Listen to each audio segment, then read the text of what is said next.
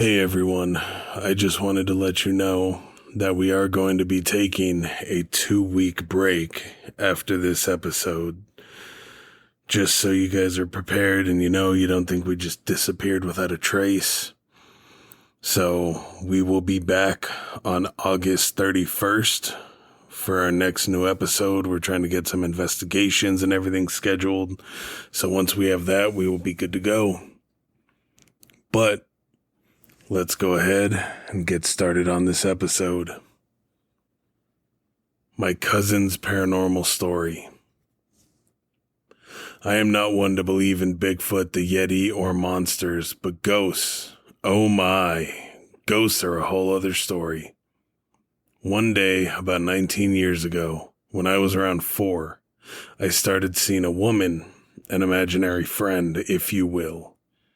She was in her 80s, probably. Her name? Well, I think it was Megan. I cannot remember all this. It is all based off what my parents remember. So Megan, well, she was all around an amazing friend. She told me stories of her as a child, of her sons, of her husband, and I loved hearing her stories.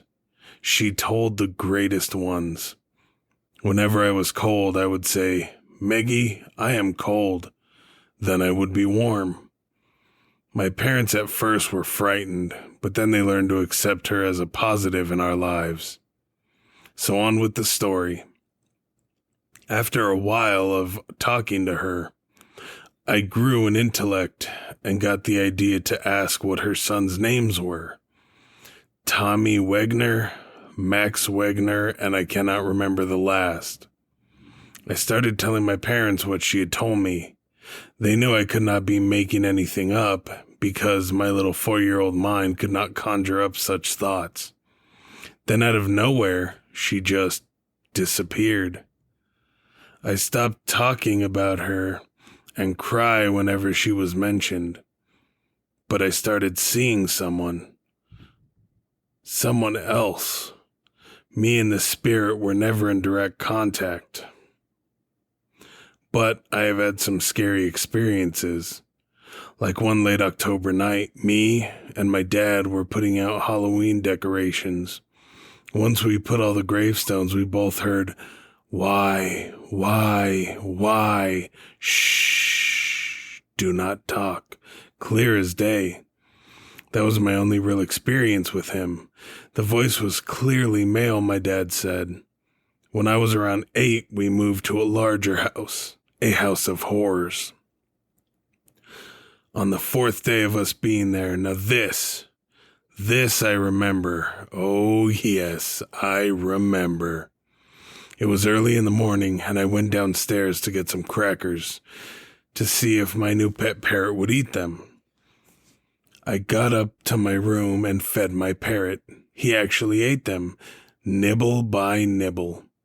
When he was done, he spat the words, "Lord, oh Lord, sat in the chair. I am aware. Take me now, and I praise." Then, well, let's just say Polly had no more crackers ever since.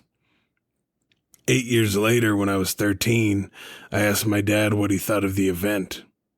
Then he informed me of the strange experiences I had as a child.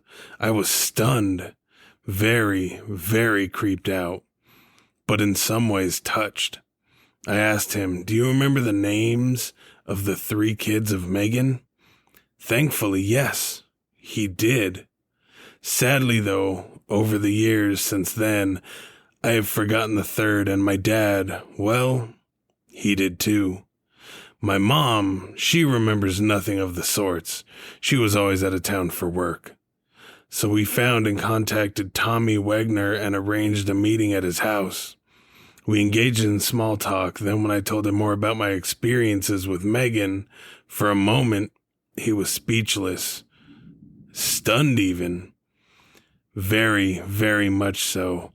A few moments later, he said, "Megan was my mom's name." He showed us old photos of him and his mom. I instantly felt a feeling of remembrance. I said, That's her. That is Megan Wagner. You do not have to believe me on this, but on the back of one of the photos it said in her handwriting, "Say hi to Mary for me." Yes, Mary is my name. Later that day, I went and visited her grave, and her son Tommy, who, by the way, was around his mid-40s. I paid my respects, dropped off some flowers and stones. It is a tradition in my religion to put stones. Then I just started staring at the moon. Believe me or not, I think I saw her face in the sky. Here I am today writing this story for you in honor of Megan. I decided to add one of her own stories, the one that I can remember.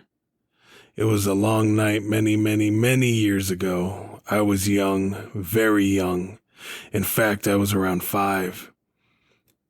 My brother, Hank, and I were skipping stones in a pond when my dad came up and jumped into the pond not too long after him. A big shaggy dog came barreling in after him. That was a summarized version of the time she got her first dog. I know this was not the scariest story, but I thought I would tell, and maybe one day I will see Megan on the other side.